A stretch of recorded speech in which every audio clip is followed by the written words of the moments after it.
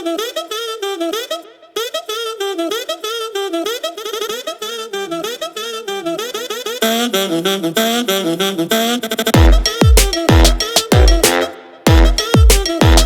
of all trades, but master to none. That is the best way I can describe this camera, for the most part. But it doesn't just participate in different trades, it's actually very close to its masters. This right here is the Sony A7 IV, and I believe that this camera is the best camera that Sony has made so far.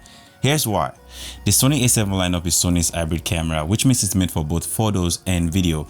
I was kind of expecting like a 50-50 thing where the Sony A7 IV is just half as good as Sony's best video camera, the Sony A7S3, and half as good as Sony's best photo camera, let's say the Sony A1 or the Sony A7R4. But from my experience so far with this camera and the reviews I've watched from other people, the Sony A7 IV is looking like a 90-90 camera, and depending on what you do, this might actually be the perfect camera. Now let's talk about the photo aspect of the Sony A7 IV. It has a 33 megapixel sensor, which is more than enough for reframing your shot in Photoshop and also blowing up your pictures into big frame. It has the exact same processor as the Sony A1, which is Sony's top of the line hybrid camera, so the autofocus on the Sony A7 IV is just as fast. Compared to its big brother, the Sony A1, the one thing that the Sony A1 has over the Sony A7 IV is speed. The Sony A1 can shoot 30 frames per second, while the Sony A7 IV can shoot 10 frames per second. Now that's only going to matter if you're the type of person that shoots sport photography or pretty much shoot fast moving subjects, but if that doesn't apply to you, the Sony A7 IV is just as capable as the Sony A1 for photography. Still on speed, the rolling shutter performance on the Sony A1 is way better than the Sony A7 IV.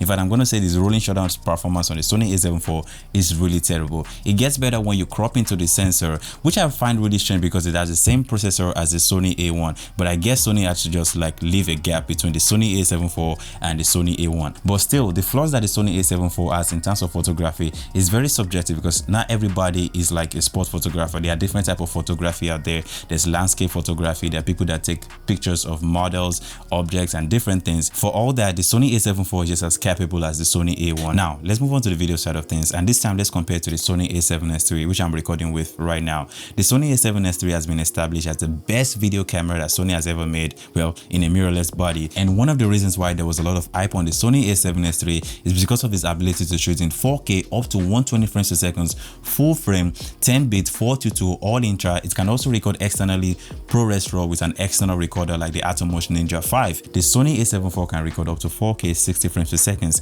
Now the 4K up to 30 frames per second from the Sony A7 IV is oversampled from 7K, and when I put it next to my Sony A7S3, yes, the 4K up to 30 frames per second is sharper than that of the Sony A7S3. Now the 4K 60 frames per second on the Sony A7 IV is cropped, and I know some people don't really like this. I don't really mind it because I rarely shoot in 4K 60 frames per second, and even when I do and I need a particular focal length, I just pretty much use a wider lens to compensate for that. And while we're still on cropping, yes, the Sony A7 IV has the ability to crop into the sensor. It's a 33 megapixel sensor. You don't really need 33 megapixel to record 4K. 33 megapixel is only required for 8K, and that is why most red cameras have 33 megapixel and above.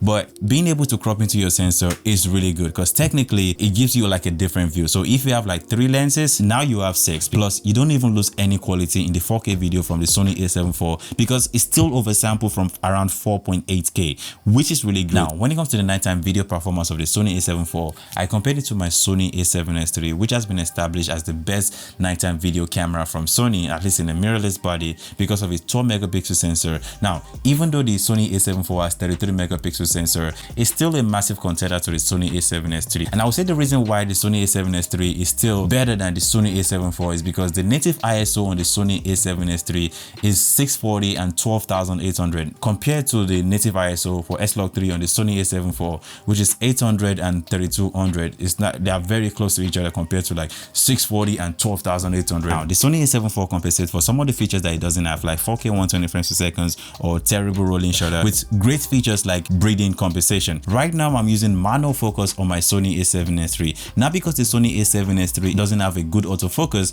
but there's always a little bit of breathing always going on in the edges. Some people might not care about this, but I find it very distracting. Now with the breathing compensation on the Sony A7 IV, I'm really confident to use autofocus for my top edge shot like this, and even for my B-roll, which is crazy because I rarely use autofocus for my B-roll. The Sony A7 IV is just a fantastic camera. It also has a feature called focus mapping. Basically it allows you to be able to tell what's in focus and what's not in focus, because it represents what's in focus with a particular color and what's not in focus with a different color. I do not really use it because I just feel like it's just a lot going on, but it's still a cool feature, so I'm not going to discard it.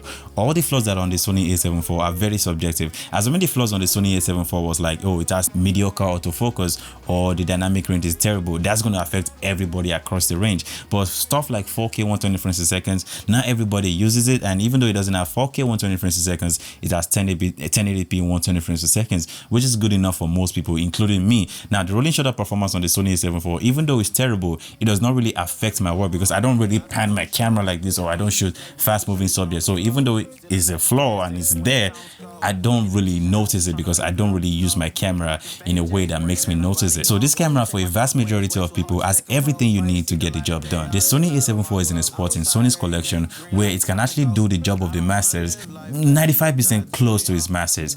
Anyways, I really appreciate you guys for taking your time to watch this video. My name is Levin, and have a wonderful day. Peace. Push it to the limit, I can't go no more.